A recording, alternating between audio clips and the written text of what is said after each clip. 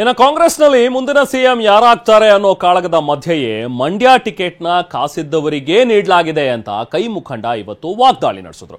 ಅತ್ತ DK brothers ಮಣಿಸೋದಕ್ಕೆ ಅಂತಾನೆ HDK ತಮ್ಮ ಬೀಗರಾದ ಡಾಕ್ಟರ್ ಸಿಎನ್ ಮಂಜುನಾಥ್ರನ್ನ ಬೆಂಗಳೂರು ಗ್ರಾಮಾಂತರ ಅಖಾಡಕ್ಕಿಳಿಸ್ತಾ ಇದ್ದಾರೆ. ಮಂಡ್ಯದಲ್ಲಿ ಬಿಜೆಪಿ ಟಿಕೆಟ್ ತನಗೇ ಸಿಗುವ ವಿಶ್ವಾಸದಲ್ಲಿದ್ದಾರೆ ಸಂಸದೆ ಸುಮಲತಾ ಅಂಬರೀಶ್.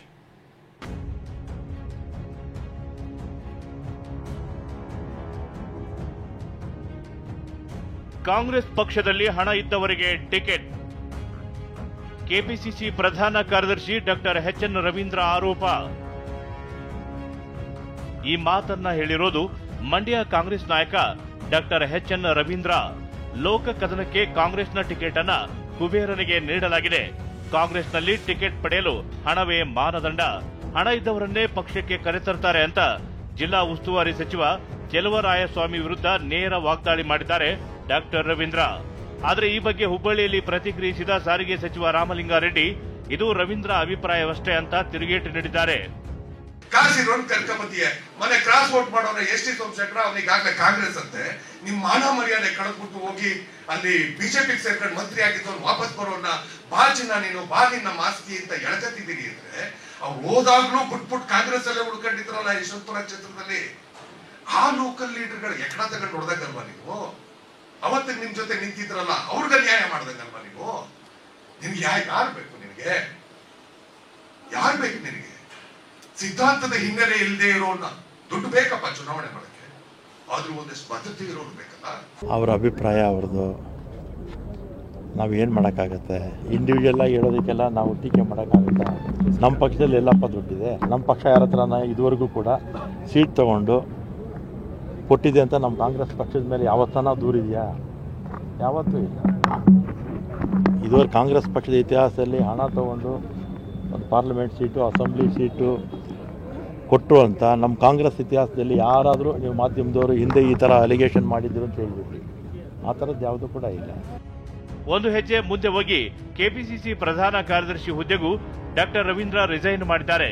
ಅತ್ತ ಸಂಸದೆ ಸುಮಲತಾ ವಿರುದ್ಧವೂ ರವೀಂದ್ರ ಕಿಡಿಕಾರಿದ್ದಾರೆ. ನಿಮ್ಮನ್ನ ಬೆನ್ನಿಗೆ ಕಟ್ಕೊಂಡು ಓಡಾಡಲು ನಾನು ರಾಕ್ ಲೈನ್ ಅಲ್ಲ ಅಂತ ಗುಡುಗಿದ್ರು.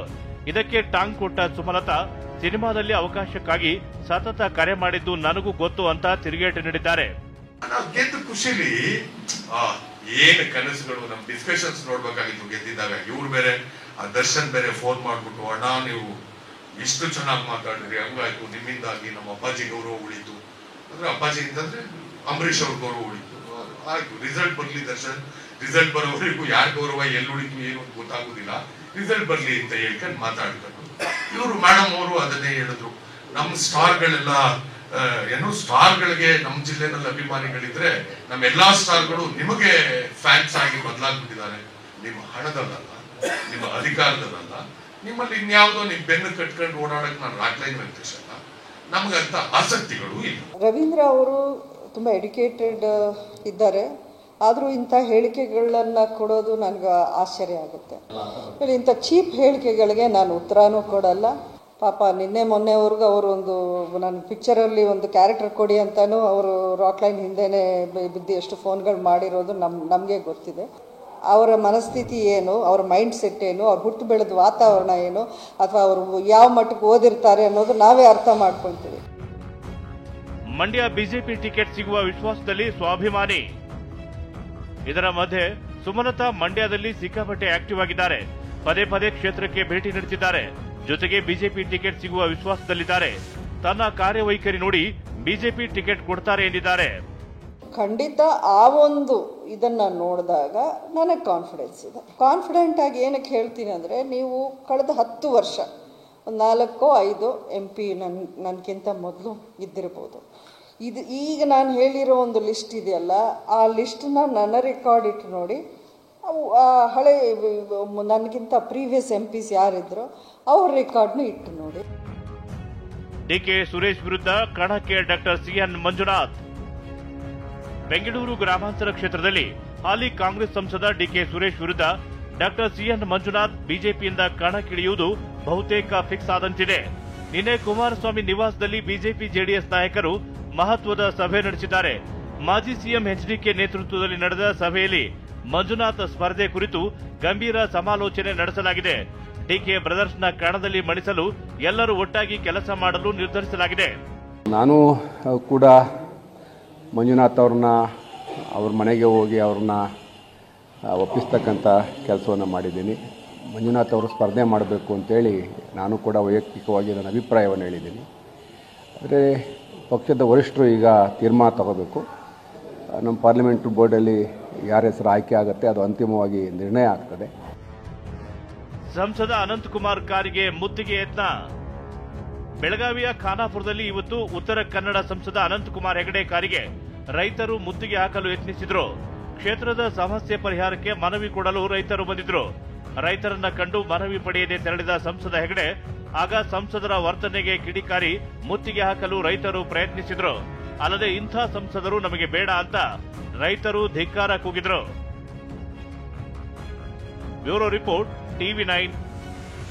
ಒಟ್ಟಿನಲ್ಲಿ ಲೋಕಸಭಾ ಚುನಾವಣೆಯ ಒಂದು ಚಟುವಟಿಕೆ ಈಗಾಗಲೇ ಎರಡೂ ಪಕ್ಷಗಳಲ್ಲೂ ಕೂಡ ಗರಿಗೆದರಿದೆ. ಮತ್ತೊಂದು ಕಡೆ ಜೆಡಿಎಸ್ ಕೂಡ ಬಹುಶಃ ನಮಗೆ 3 ಸ್ಥಾನಗಳು ಸಿಗಬಹುದಾ 4 ಸ್ಥಾನಗಳು ಸಿಗಬಹುದಾ ಅನ್ನುವಂಥ ಒಂದು ಲೆಕ್ಕಾಚಾರದಲ್ಲೂ ಕೂಡ ತೊಡಗಿರುವಂಥದ್ದು. ಓವರಾಲ್ ಆಗಿ ಹೇಗೆ ಪಕ್ಷಗಳಲ್ಲಿ ಚಟುವಟಿಕೆಗಳ ಗರಿಗೆದರಿವೆ ಅನ್ನೋದ್ರ ಬಗ್ಗೆ ಮತ್ತಷ್ಟು ವಿಶ್ಲೇಷಣೆ ನಮ್ಮ ಪ್ರತಿನಿಧಿ ಪ್ರಮೋದ್ ನೀಡ್ತಾರೆ. ನಮ್ಮ ಜೊತೆಗೆ ಜಾಯ್ನ್ ಆಗ್ತಾ ಇದ್ದಾರೆ. ಪ್ರಮೋದ್, ನಾವೀಗ ತಾನೇ ನೋಡ್ತಾ ಇದ್ವಿ ಬಿಜೆಪಿಯಲ್ಲಿ ಆಗಿರುವಂತಹ ಒಂದು ಡೆವಲಪ್ಮೆಂಟ್ಸ್, ಇವತ್ತು ಮೀಟಿಂಗ್ ಇರುವಂತದ್ದು, ನೆಕ್ಸ್ಟ್ ಸಿಇಸಿ ಮೀಟಿಂಗ್ ಇರುವಂತದ್ದು, ಕಾಂಗ್ರೆಸ್ನಲ್ಲೂ ಕೂಡ ಅದೇ ರೀತಿಯಾದಂತಹ ಚಟುವಟಿಕೆಗಳನ್ನ ನಾವು ನೋಡ್ತಾ ಇದ್ದೀವಿ. ಸೊ ಓವರಾಲ್ ಆಗಿ ಇದನ್ನ ವಿಶ್ಲೇಷಣೆ ಮಾಡೋದಾದ್ರೆ ಹೇಗಿದೆ ಒಂದು ಹೀಟ್ ಅಪ್ ಈಗಾಗಲೇ ಅನ್ನುವಂಥದ್ದು, ಜೊತೆಗೆ ಪಕ್ಷಗಳಲ್ಲಿ ಕಂಪೇರ್ ಮಾಡ್ತಾ ಹೋದ್ರೆ ಒಂದಷ್ಟು ಜನ ಈಗ ನಮಗೆ ಸೀಟ್ ಸಿಕ್ಕೇ ಸಿಗುತ್ತೆ ಅನ್ನುವಂಥ ಒಂದು ಲೆಕ್ಕಾಚಾರ, ಆ ಉಮೇದ್ನಲ್ಲಿರುವಂತವ್ರಿಗೂ ಕೂಡ ಕೊನೆ ಹಂತದಲ್ಲಿ ಶಾಕ್ ಎದುರಾಗುವಂತ ಸಾಧ್ಯತೆಗಳೇನಾದ್ರೂ ಇದೆಯಾ ಪ್ರಮೋದ್? ಖಂಡಿತ ರೆಹಮಾನ್, ಯಾಕಂದ್ರೆ ಈಗಾಗಲೇ ಬಿಜೆಪಿ ಪಾಳ್ಯದಿಂದ ಶುರು ಮಾಡಬೇಕು ಅಂದ್ರೆ ಬಿಜೆಪಿ ಪಾಳ್ಯದಲ್ಲಿ ಅನೇಕ ನಾಯಕರಿಗೆ ಈ ಬಾರಿ ಟಿಕೆಟ್ ಸಿಗಲ್ಲ ಅನ್ನುವಂತ ಮಾತುಗಳು ಕೂಡ ಬಲವಾಗಿ ಕೇಳಿಬರ್ತಾ ಇದೆ. ಎರಡು ವಿಚಾರ, ಒಂದು ಈಗಾಗಲೇ ವಯಸ್ಸಾದವರು ಅಥವಾ ಆರೋಗ್ಯದ ಸಮಸ್ಯೆ ರಾಜಕಾರಣದಿಂದ ದೂರ ಹೋಗ್ತಾ ಇರುವಂತದ್ದು ಒಂದು ಭಾಗ. ಅದ್ರ ಜೊತೆಗೆ ಅವರ ಪರ್ಫಾರ್ಮೆನ್ಸ್ ಹಿನ್ನೆಲೆಯಲ್ಲಿ, ಜೊತೆಗೆ ಅವರ ಲಭ್ಯತೆ ಹಿನ್ನೆಲೆಯಲ್ಲಿ, ಜೊತೆಗೆ ರಾಜಕೀಯವಾಗಿ ಅವರ ಪ್ರಸ್ತುತತೆ ಹಿನ್ನೆಲೆಯಲ್ಲಿ ಈ ಒಂದು ವಿಭಾಗದಲ್ಲಿ ಅನೇಕರಿಗೆ ಟಿಕೆಟ್ ತಪ್ಪುವಂತಹ ಸಾಧ್ಯತೆ ಇರುತ್ತೆ. ಹೀಗಾಗಿ ಈ ಎರಡು ಅಂಶದಡಿ, ಈ ಎರಡು ಆಧಾರದಡಿ ಟಿಕೆಟ್ ತಪ್ಪುವಂತಹ ಸಾಧ್ಯತೆ ಇದೆ ಅಂತ ಹೇಳಲಾಗ್ತಾ ಇದೆ. ಒಂದು ವಿಚಾರ, ಈಗಾಗಲೇ ಚಾಮರಾಜನಗರ ಅಲ್ಲಿ ಈಗಾಗಲೇ ಹಾಲಿ ಸಂಸದರಾಗಿರುವಂತಹ ಶ್ರೀನಿವಾಸ್ ಪ್ರಸಾದ್ಗೆ ವಯಸ್ಸಾಗಿದೆ, ಅವರು ಕೂಡ ಸ್ಪರ್ಧೆ ಮಾಡೋದು ಬಹುತೇಕ ಡೌಟ್ ಇದೆ, ಸ್ಪರ್ಧೆ ಮಾಡಲ್ಲ. ಇದ್ರ ಜೊತೆಗೆ ಹಾವೇರಿಯಲ್ಲೂ ಕೂಡ ಶಿವಕುಮಾರ್ ಉದಾಸಿ ನೇರವಾಗಿ ನಾನು ಸ್ಪರ್ಧೆ ಮಾಡಲ್ಲ ಅನ್ನುವಂಥ ಮಾತನ್ನ ಈಗಾಗಲೇ ಹೇಳಿದ್ದಾರೆ. ಹಾಗೇನೆ ಈಗಾಗಲೇ ತುಮಕೂರಲ್ಲೂ ಕೂಡ ಅನೇಕ ನಾಯಕರು ಒತ್ತಾಯ ಮಾಡಿದ್ರು ಕೂಡ ಈಗಿನ ಹಾಲಿ